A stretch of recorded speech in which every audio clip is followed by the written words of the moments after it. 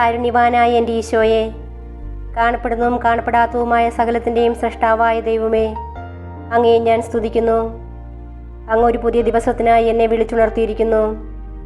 എന്നെ കരുതലോടെ ഓർമ്മിച്ച പിതാവേ, അങ്ങേക്ക് നന്ദി പറയുന്നു.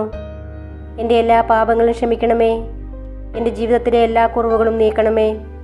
ശുദ്ധമായ ഹൃദയവും കളങ്കമില്ലാത്ത ആത്മാവോടും കൂടി ഞാൻ ഇന്നായിരിക്കട്ടെ. എൻ്റെ മനസ്സിൻ്റെ മുറിവുകളെ സുഖപ്പെടുത്തണമേ. എൻ്റെ ഇന്നലകളിലെ വേദനകളിൽ നിന്ന് എന്നെ മോചിപ്പിക്കണമേ. ഞാൻ അങ്ങയെ പൂർണ്ണ ഹൃദയത്തോടെ സ്നേഹിക്കുന്നു. അങ്ങയുടെ വിലയേറിയതും വിശുദ്ധമായ രക്തം എപ്പോഴും എനിക്കും എൻ്റെ ഭവനത്തിനും സംരക്ഷണ വലയം തീർക്കട്ടെ. ഈ ദിവസത്തിൽ ശത്രു എനിക്കായി ഒരുക്കുന്ന എല്ലാ കെണികളും ഭേദിക്കുവാനും അങ്ങയുടെ കാരുണ്യത്തിൻ്റെ അനുഗ്രഹങ്ങൾ സ്പർശിക്കുവാനും എന്നെ അനുവദിക്കണമേ. എൻ്റെ കണ്ണുകൾ നിറയുവാൻ ഇടവരുത്തരുതേ. സന്തോഷവും സമാധാനവും സമൃദ്ധിയും എന്നും ജീവിതത്തിൽ നിലനിൽക്കുവാൻ എനിക്കിടയാക്കണമേ. ആമേൻ. 23-ാം സങ്കീർത്തനം. കർത്താവാണെൻ്റെ ഇടയൻ, എനിക്കൊന്നിനും കുറവുണ്ടാകുകയില്ല.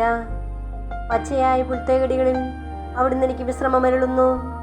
പ്രശാന്തമായ ജലാശയത്തിലേക്ക് അവിടുന്ന് എന്നെ നയിക്കുന്നു. അവിടുന്ന് എനിക്ക് ഉന്മേഷം നൽകുന്നു. തന്റെ നാമത്തെ പ്രതി നീതിയുടെ പാതയിൽ എന്നെ നയിക്കുന്നു. മരണത്തിൻ്റെ നിഴൽ വീണ താഴ്വരയിലൂടെയാണ് ഞാൻ നടക്കുന്നതെങ്കിലും അവിടുന്ന് കൂടെയുള്ളതിനാൽ ഞാൻ ഭയപ്പെടുകയില്ല. അങ്ങയുടെ ഊന്നുവടിയും ദണ്ഡും എനിക്ക് ഉറപ്പേകുന്നു. എൻ്റെ ശത്രുക്കളുടെ മുൻപിൽ അവിടുന്ന് എനിക്ക് വിരുന്നൊരുക്കുന്നു. എൻ്റെ ശിരസ് തൈലം കൊണ്ട് അഭിഷേകം ചെയ്യുന്നു.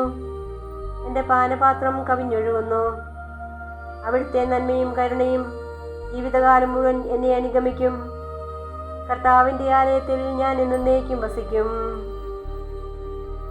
ഇന്നത്തെ വചനം. അവിടുന്ന് ഹൃദയം തകർന്നവരെ സൗഖ്യപ്പെടുത്തുകയും അവരുടെ മുറിവുകൾ വെച്ച് കെട്ടുകയും ചെയ്യുന്നു. സങ്കീർത്തനം 147:3.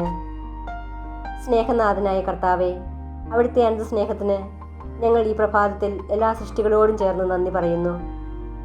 അതിരുകളില്ലാതെ ഞങ്ങളെ സ്നേഹിക്കുകയും ഞങ്ങളുടെ എല്ലാ സങ്കടങ്ങളിലും ആവശ്യങ്ങളിലും താമസം വരുത്താതെ ഇടപെടുകയും ചെയ്യുന്ന അങ്ങയെ ഞങ്ങൾ സ്തുതിക്കുന്നു. ഞങ്ങളെ ഭയപ്പെടുത്തുവാൻ ശ്രമിക്കുന്ന ശത്രുവിൻ്റെ എല്ലാ കുടിതതന്ത്രങ്ങളിൽ നിന്നും ഞങ്ങളെ എല്ലാവരെയും കാത്തുകൊള്ളണമേ. ഇനിയൊരിക്കലും ദുഷ്ടൻ്റെ കെണിയിൽ വീഴാതെ അങ്ങയുടെ വചനമനുസരിച്ച് അങ്ങ് നയിക്കുന്ന വഴിയിലൂടെ നടക്കുവാൻ ഞങ്ങളെ എല്ലാവരെയും അനുഗ്രഹിക്കണമേ. പരിശുദ്ധ പരമദിവ്യകാരുണ്യമേ, അങ്ങയെ ഞങ്ങൾ ആരാധിക്കുന്നു. ആമേൻ.